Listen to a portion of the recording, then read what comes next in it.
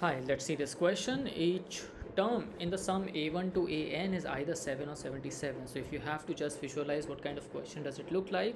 So we have several 7s added up, we have several 77s added up, and then their sum is 350.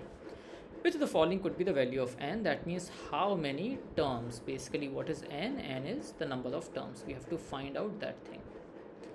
This question, for the first time when I did, I could just do it in even less than 30 seconds, because you know how I always try to look at the question in which the sum has to be identified. I always see that if I add them just like I did in school, adding the unit digit first, I realize that in all these numbers the unit digit is 7, which means 7 when multiplied by the number of terms should be equal to something which has unit digit 0.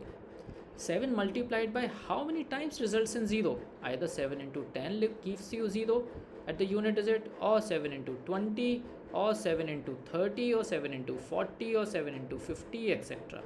So I just started looking at what multiples of 10 do we have amongst option, and I could find only one option that was multiple of 10. So the answer was clearly C option, because if 7 is being added n number of times, and if the summation is giving us unit digit 0, that means 7 should be added n number of times, either multiple of 10 times. So only multiple of 10 could have been our answer, which is option C. That is one way to answer this question. The second way to answer this question using the mathematical equation would be this way.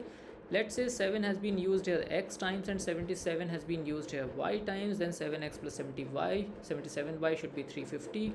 That means x plus 11y should be equal to 50. Now if I put y equal to 1, x will be 39.